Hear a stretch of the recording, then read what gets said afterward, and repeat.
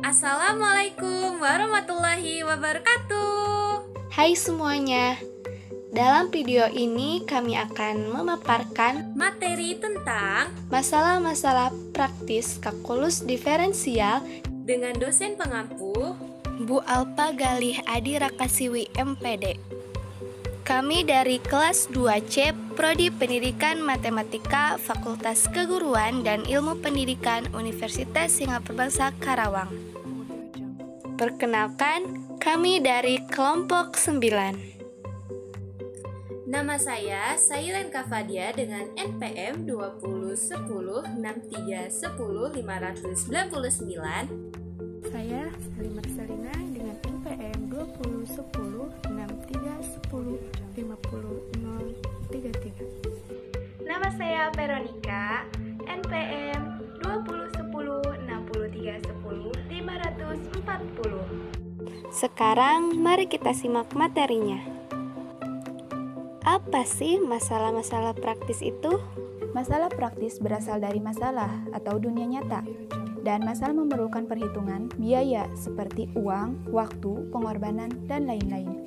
Sebelum dapat memecahkan masalah praktis, kita harus berusaha untuk menemukan atau memberikan jawaban terhadap masalah atau suatu riset tertentu. Di sini kita akan membahas mengenai soal praktis kalkulus yang biasa terjadi di kehidupan sehari-hari dengan menggunakan soal limit, turunan, dan aplikasi turunan. Contoh pertama, untuk penerapan nilai maksimum dan minimum. 1. Ibu membeli 2/4 kg kopi, 3/2 kg gula, dan 5/3 kg beras. Berapa kilogram berat seluruh belanjaan ibu? Penyelesaian. Berat belanjaan ibu sama dengan 2/4 ditambah 3/2 ditambah 5/3. Mencari KPK dari 4, 2, dan 3 adalah 12. Sama dengan 2, 3/12 ditambah 3, 6/12 ditambah 5, 4/12. Kita ubah ketiga penyebut tersebut dari KPK 12. Setelah itu, jumlahkan bilangan asli dengan bilangan asli dan pecahan dengan pecahan. Menjadi 10 ditambah 13/12. Ubahlah bilangan pecahan biasa menjadi pecahan campuran. Setelah itu ditambahkan dengan bilangan asli menjadi 11 1/12. Jadi berat belanjaan ibu seluruhnya adalah 11 1/12 kg. 2. Tentukan volume sebesar kotak terbuka yang dapat dibuat dari sepotong kertas karton berbentuk persegi dengan panjang sisi 24 cm dengan memotong persegi yang sama pada tiap pokoknya, kemudian dilipat ke atas masing-masing sisinya. Penyelesaian sketsa di bawah ini. Fx sama dengan panjang kali lebar kali tinggi sama dengan 24 dikurang 2x dikali 24 dikurang 2x dikali x sama dengan 576 dikurang 96x ditambah 4x kuadrat dikali x sama dengan 576 dikurang 96x kuadrat ditambah 4x pangkat 3. Persamaan di atas kita turunkan, kita cari titik maksimum, maka fungsi turunannya sama dengan 0. F aksen sama dengan 576 dikurang 96x kuadrat plus 4x pangkat 3 sama dengan 576 dikurang 192x ditambah 12x kuadrat sama dengan 12x kuadrat dikurang 192x ditambah 576 sama dengan 0. Semuanya dibagi 12 menjadi x dikurang 16x ditambah 48 sama dengan 0. X dikurang 12, X dikurang 4 sama dengan 0. X sama dengan 12 atau X sama dengan 4. Jadi titik maksimum yang kita dapatkan adalah X sama dengan 12 atau X sama dengan 4. Contoh ketiga, Seorang peternak ayam mempunyai kawat berduri sepanjang 100 meter. Kawat tersebut akan digunakan untuk membuat 2 kandang ayam berpagar kawat yang sama atau identik dan berdampingan. Tentukan ukuran seluruh kelilingnya agar luas kandang ayam tersebut menjadi maksimum. Penyelesaian. Misalkan panjang sama dengan X dan lebar sama dengan Y, dan kawat yang tersedia hanya 100 meter. Maka didapat persamaan berikut. 3X plus 2Y sama dengan 100, atau 3X plus 2Y dikurang 100, atau Y dikurang 50 dikurang 3/2X. LX sama dengan X dikali Y sama dengan X dikali 50 dikurang 3/2X sama dengan 50X dikurang 3/2X kuadrat, atau 0 kurang dari X, X kurang dari 100/3. L aksen X sama dengan 0. 50 dikurang 3X sama dengan 0. X sama dengan 50/3. Jadi, luas maksimum kandang dicapai jika X 50/3 meter dan Y sama dengan 25 meter. Kita masuk pada materi selanjutnya, yaitu kuadrat terkecil atau bisa dikenal dengan least square. Di dalamnya ada regresi linear atau linear regression. Adalah pendekatan untuk melihat hubungan secara linear antara variabel terikat atau Y dan variabel bebas atau X. Nah, di sini kami memiliki contoh scatter plot dengan variabel Y yang menyatakan nilai dan variabel X yang menyatakan jam. Variabel Y ini yaitu variabel yang terikat dan variabel X yaitu variabel bebas. Maka variabel terikat ini akan ditentukan oleh variabel bebas. Maksudnya, nilai seseorang akan ditentukan dengan lamanya belajar seseorang. Jika orang itu belajar dengan waktu 1 jam, maka mereka akan mendapatkan nilai kisaran 20. Namun, jika mereka belajar dengan waktu 5 jam, maka mereka akan mendapatkan nilai yang tinggi kisaran 190-80. Meskipun ada juga orang yang dengan belajar hanya 1,5 jam, mereka akan mendapatkan nilai yang bagus, dan sebaliknya juga ada orang yang belajar dengan waktu yang lama, namun nilai yang mereka dapatkan masih jelek. Namun pada umumnya, semakin lama orang itu belajar, maka semakin tinggi pula nilai yang akan didapatkan orang itu. Nah, dari kumpulan titik-titik tersebut, kita bisa menarik suatu garis lurus. Maka dari situlah kita bisa melihat hubungan secara garis lurus antara variabel terikat dan variabel bebas. Itulah yang disebut regresi linear. Selanjutnya ada metode kuadrat terkecil, adalah suatu perkiraan yang didasarkan pada observasi sedemikian rupa sehingga jumlah kuadrat terkecil atau minimum. Jadi, kenapa ada metode kuadrat terkecil? Metode kuadrat terkecil yaitu metode di mana kita akan mencari BO dan B1 untuk meminimalisir error.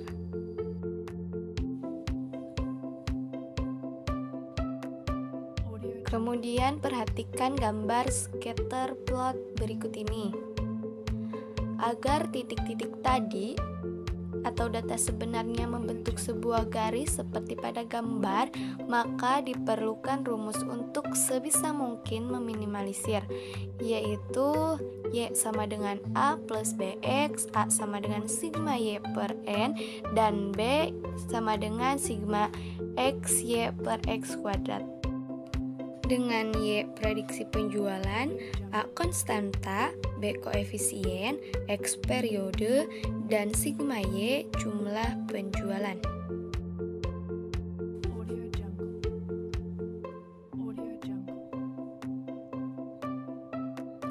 Di sini kami memiliki contoh soal. Sebuah perusahaan hibah memproduksi lemari buku. Ukuran pesanan pelanggan atau disebut ukuran lot bervariasi satu dengan yang berikutnya.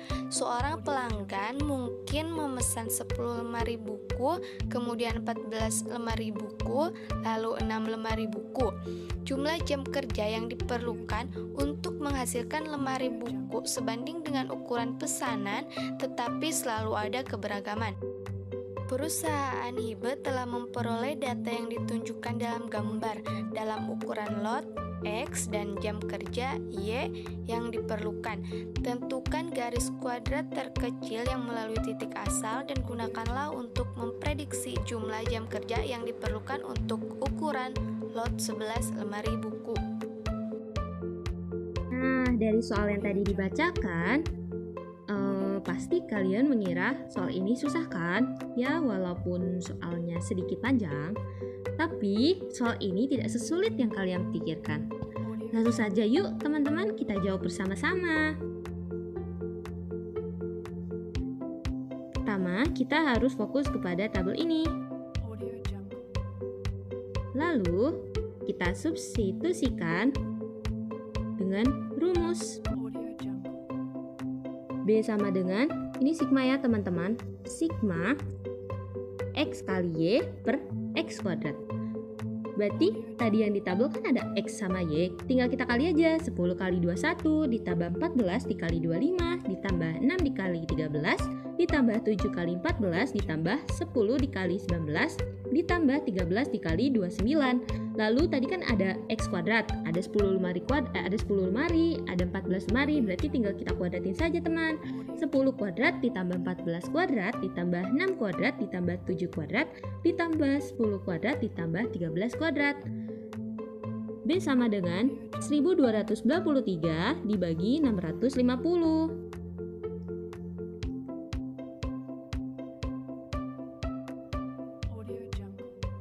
Maka B sama dengan, ini simbol pembulatan gitu ya teman, 1 dikali 1,989. Kita ambil 3 angka dari belakang koma, oke? Dari yang tabel tadi tuh kita ubah ke grafik seperti gambar ini, yang ini seperti itu. Nah, tadi kan 10 lemari itu 21 jam pengerjaan. Terus 14 lemari 25 jam pengerjaan. Nah, pokoknya tuh kita titik-titikin yang tadi data di tabel, kita ubah menjadi gambar yang seperti ini. Nah, sudah dapet. Nah, agar titik-titik yang sudah kita buat ini membentuk sebuah garis ini, maka untuk meminimalisirnya tadi kita sudah dapat B-nya 1,989. Persamaan garis kuadrat terkecil yang melalui titik asal adalah Y sama dengan 1,989X. Jadi, prediksi jumlah jam kerja yang diperlukan untuk pesanan 11 lemari buku adalah Y sama dengan 1,989 dikali 11. Sama dengan, ini juga simbol kayak pembulatan gitu ya teman, yang kayak gitu, simbol pembulatan. Berarti, prediksinya untuk pesanan 11 lemari buku adalah 21,9. Lanjut, mudah kan? Contoh soal yang kedua. Hi-B Labels menjual merchandise mulai dari 2011 sampai 2018, seperti pada tabel di bawah. Prediksilah berapa penjualan di tahun 2019. Nah, di sini ada 8 data, berarti ada genap. Nah, kalau genap, X-nya gimana sih? Menentukan X. Jadi gini teman, kita ambil tengah-tengah dari 2011 sampai 2018. Berarti kan antara 2014 sampai 2015 ini kan titik tengah-tengahnya ya, karena datanya itu genap. Nah, berarti di sini tuh 0. Semakin ke atas itu semakin min, semakin ke bawah itu plus. Oke? Terus ini kenapa sih kok jadi min 1? Ya karena dari 0 terus ke 2014 berarti min 1. Nah terus diantara 2014 ke 2013 itu kan min 2. Min 2 ya gitu pokoknya. Nah terus di 2013 berarti min 3 gitu teman-teman. Jadi jaraknya itu 1 per 1, bukannya dilengkah 2 atau 3, bukan. Jadi harus dilengkah berurutan. Nah selanjutnya untuk yang ke bawah berarti 2014 sampai 2015 itu kan 0 ya. Terus 2015-nya itu 1, jaraknya 1 gitu. Terus 2015 sampai 2016 itu kan harusnya 2 ya kan, 2. Nah berarti 2016 3 gitu teman-teman. Jadi 0, 1, 2, 3. Tapi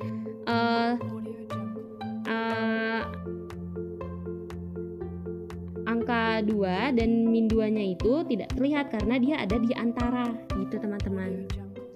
Oke, terus yang penjualan ini sudah ada dari soal. Kita lanjut. Nah, maka kita dapat menyelesaikan dengan cara seperti ini. Nah, tadi kan X sama Y nya sudah dapat, ya kan? Nah, terus kita mengalihkan X sama Y nya, berarti min 7 dikali 200 hasilnya min 1400 sampai seterusnya sampai ke data ke-8. Lalu nilai X yang sudah kita temukan kita kuadratkan, berarti min 7 dikali min 7 berarti 49, min 5 kuadrat berarti 25 gitu teman-teman. Nah kita jumlahkan, jumlah si Y berarti 2150, jumlah X kali Y berarti 1220, jumlah X kuadrat 168. Nah, tadi kan kita sudah dapat rumusnya kan? Berarti kita substitusi nih. A sama dengan jumlah Y per N. Berarti jumlah Y 2150 yang ini dibagi sama N. N itu jumlah data ya. Jumlah datanya ada 8. Jadi A sama dengan 268,75. Lalu kita hitung B-nya. B-nya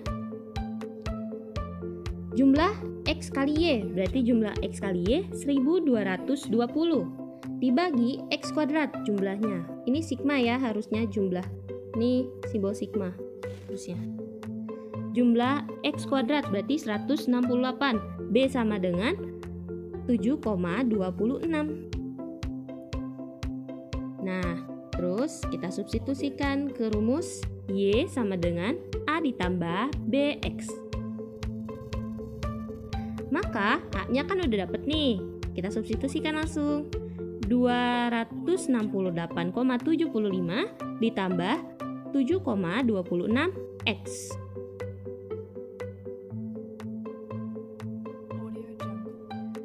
Nah, kita pakai peramalan menggunakan yang ini. Y sama dengan 268,75 ditambah 7,26X. Nah, kita mau tahu nih, tahun 2019 itu prediksinya berapa sih?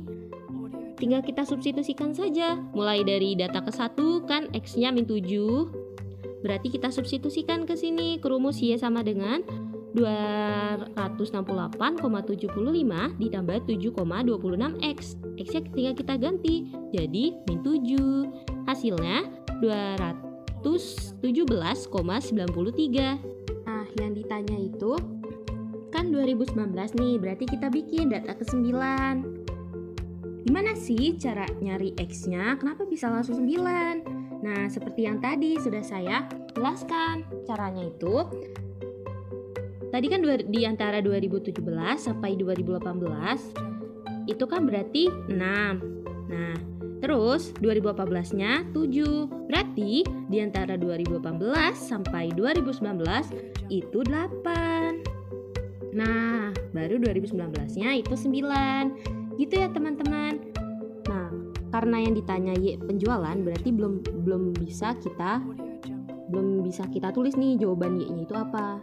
Caranya kita pakai yang tadi. 268,75 ditambah 7,26 kali X. X-nya kita ganti jadi 9. Nah, itu terus kita jumlahin hasilnya 334,09. Jadi, diprediksi penjualan untuk tahun 2019 sebesar 334,09. Nah, ada tambahan nih. Kan tadi datanya itu genap. Kalau datanya ganjil, gimana dong cari X-nya? Tidak usah panik, teman. Nih, misalkan ya, ada 3 tahun deh. 2008, 2009, dan 2010. Nah, berarti kita cari titik tengahnya, yaitu 2009. Nah, 2009 itu 0. Ingat yang tadi, kalau ke atas itu negatif, kalau ke bawah itu positif. Berarti ini -1, yang ini 1. -1, yang ini 1. Gitu teman-teman. Mungkin dicukupkan sampai di sini saja materi yang bisa kami sampaikan. Sekian, dan kalau mohon maaf apabila ada kesalahan ataupun kekurangan. Terima kasih. Hatur nuhun. Wassalamualaikum warahmatullahi wabarakatuh.